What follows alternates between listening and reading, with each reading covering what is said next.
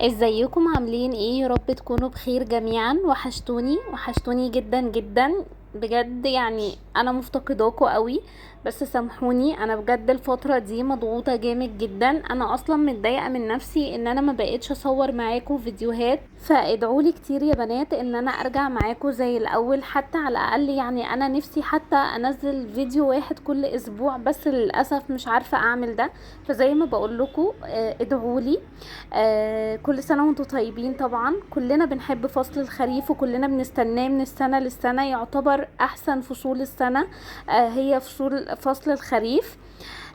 فانا هاخدكم بقى النهاردة كده نشوف مع بعض كام فكرة انا كنت عاملاهم في ديكورات الخريف. واصلا احنا بالنسبة لنا كلنا ديكور الخريف يعني اليقطين، فانا عملته بكام طريقة كده.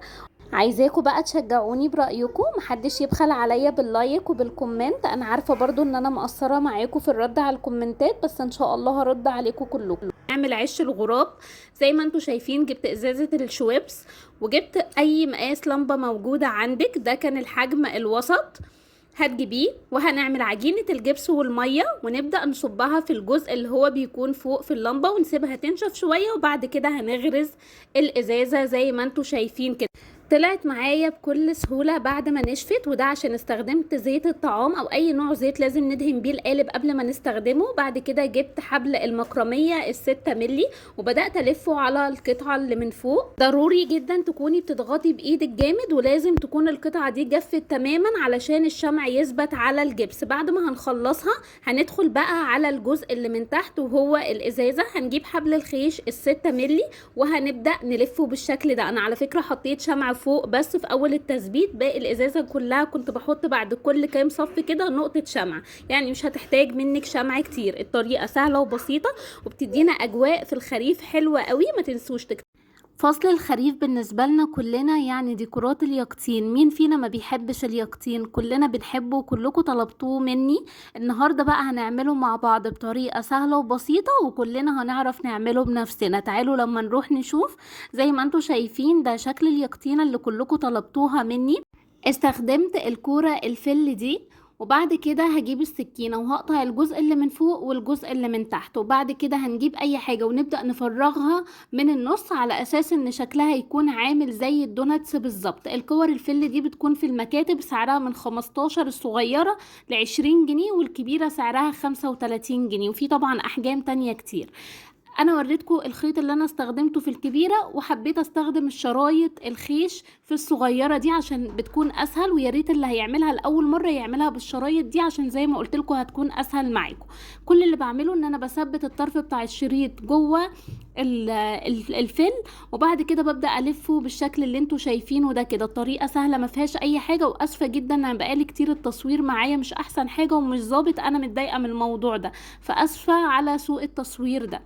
خلصتها كلها بالشكل اللي انتوا شايفينه. بعد كده جبت قطعة خيط مكرمية تخين وبدأت الف عليها حبل الخيش. هي الخطوة مش واضحة لكم بس هي سهلة جدا.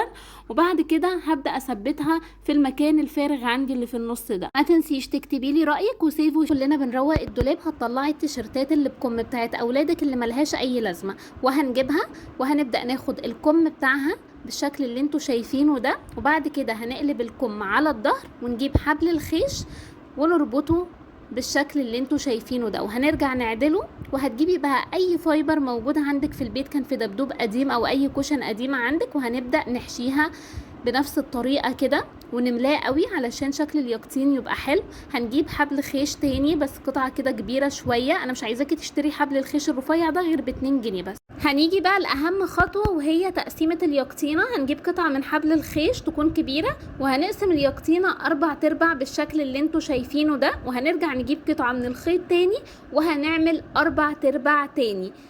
طبعا هي الخطوات واضحة جدا في التصوير. مش عايزاكي تشتري اي حاجة خالص من بره غير هنجيب ب2 جنيه حبل الخيش الرفيع ده. ولو عندك اي خيط كروشيه، تيركو، اي خيوط انت بتستخدميها مفيش مشكلة نقدر نستخدمها عشان ما تشتريش حاجة. ما تنسوش بقى تكتبوا لي رأيكم وسيف وشير لو عجبتكم الفكرة عشان توصل.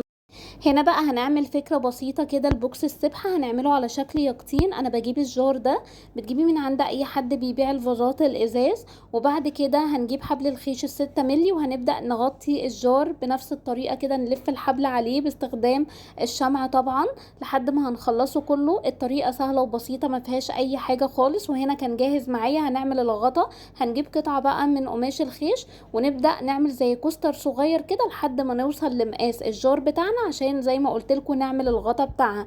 نفس الفكره بتاع بوكس السبحه العادي خالص اللي انا بعمله معاكم، بس عشان نعمله يقطين بنعمل بقى الخطوه دي. هنجيب قطعه خيط ونلف عليها برضو خيط تاني، على اساس ان هي تدينا الجذع او الفرع بتاع اليقطين اللي بيبقى من فوق ده بنفس الطريقة كده. وهنلف حبل زيادة من تحت علشان يديها تخانة اكتر عشان تبقى شبه الحقيقية، وبعد كده هنثبتها. والبوكس كان جاهز معايا. الفكرة سهلة وبسيطة وبجد بتدينا اجواء حلوة قوي واحنا حاطين السبحة مع بقية الديكورات. هنا بقى هنعمل اليقطينة القمر دي اللي خطفت قلوب كل متابعيني على انستجرام، وهي بقى انا عملتها من رول المناديل بتاعة المطبخ. طريقة حلوة قوي. جبته وبعد كده هنطبقه بالشكل اللي انتوا شايفينه ده، وهنبدأ نقص 8 قطع. بنسيب طبعا الطرف بتاعها علشان يفضلوا لازقين في بعض بنفس الطريقة كده زي ما انتوا شايفين. انا عملتها 8 قطع، وبعد كده هنيجي نفردها ونلفها بالشكل ده. طريقة سهلة معانا، وهثبتهم بشمع طبعا في بعض بس بعد ما اخلص الخطوة بتاعة القماش يعني او الجبير ده. هو شريط خيش كده، انا قصيت 8 قطع وغلفتها بيه، وبعد كده بقى هنلزقها زي ما قلت لكم الطرفين دول في بعض بالشمع. وجبت بقى قطعة خيش 8 ملي عشان يبقى تخين كده ويملى الجزء اللي في النص، وبدأت اعمل الجذع بتاعها او الفرع بتاعها اللي بيكون من فوق ده. بصوا الطريقة سهلة وبسيطة جدا وبجد شكلها شيك جدا. ما تنسوش بقى تكتبوا لي رأيكم، وكمان ما تنسوش نعمل اشتراك للقناة لو اول مرة بتشوفوني، وتشجعوني عشان ارجع معاكم زي الاول.